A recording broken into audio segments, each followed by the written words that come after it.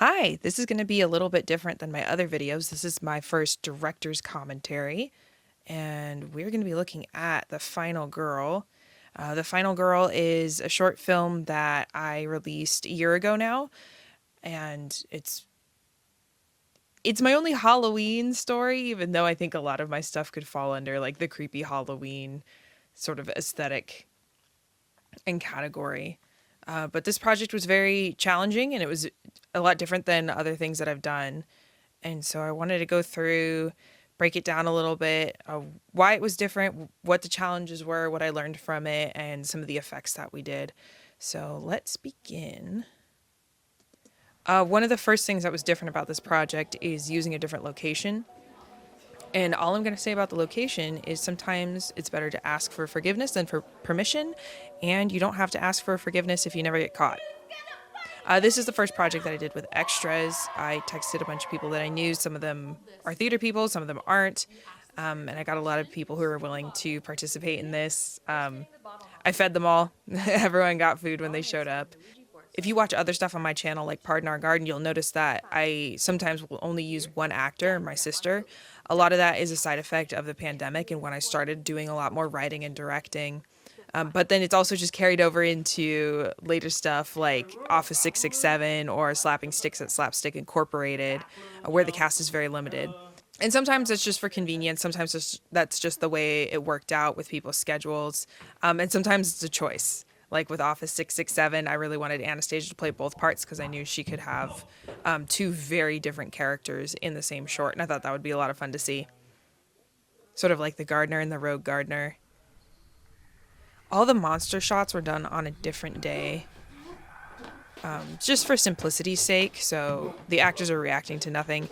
One thing I would have added is when he throws up here, when he takes a step forward, I would have added like a squeaking sound effect for his shoe to get like caught in the vomit or something like that.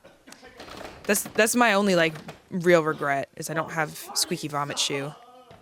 So on the left is Yuki, and Yuki I met at a party earlier in the year, and she's been in a lot of stuff. I'll link her IMDb in the show notes below, but she was fantastic. I made this entire short in 4 weeks. It was for a competition called Horror Film Roulette, which is a film fest based out of Detroit, and you sign up for it, and then they give you a horror subgenre, and then you have 4 weeks to write, shoot, edit, and submit something. And this was screened at the festival. I shot this entire thing on a Canon EOS 50. It's a compact DSLR. I'm recording on it right now to do this commentary. I've had it for 4 years. I really like it. It's one of the less expensive digital cameras out there. So if you're looking to start with something, I'd highly recommend this. I've been very happy with it. And then the lighting kit was really simple. I had just two lights, and they had different tones. They had three different tones, and then some ability to adjust the intensity. And that's all I had. It's a very low tech shoot. Like most of my stuff is low tech for budget reasons, but then it's also like part of the aesthetic of Pardon Our Garden. So this is the first day, probably first hour of shooting. This is the first scene that we did, was Yuki coming into the basement and finding the monster. And then this is a different day, the magic of editing. A lot of the sound effects come from freesound.org, so the ones that I didn't make myself. I'll also link that in the show notes if anyone wants to check it out. It's really great for finding like commonly used sound effects. So one of the challenges I had with this was the sound wasn't great. I had the actors mic'd. I had some lavs, but the lavs just were not good. So I ended up using the audio from the shotgun mic that's mounted on my camera. And, you know, it's not amazing, but it wasn't blown out like the lavs were. So I did what I could with that. So I'm particularly proud of this upcoming shot, the blood coming out from under the door. So this is two shots stacked on top of each other. And the way I did this was I took several shots of this door from different angles and with different lighting. And then I went home, I made a bucket of fake blood, and then I poured that blood over a poster in the kitchen.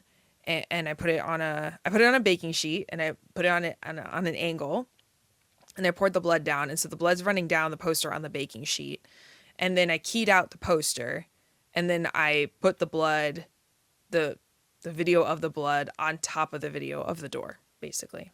So it looks like it's pooling out from under the door. Is this commentary enlightening? Leave a comment below. It's hard to be a good judge of your own work sometimes, and it's hard to accurately judge the work while you're making it. You really only get to see the true character of what you made once you're done editing. There's a cameo of a painting. It's one of my ancestors. I think her name's Julia. And if you look through this short, you'll find Aunt Julia in several different shots. So the painting's traveling around. In this short, great Aunt Julia is playing Emma's grandmother. So everybody has a role. I don't think she's in the credits though. She died before the unions were made, so I didn't have to put her in the credits. The true monster is Emma. Oh, I was also the monster in these shots.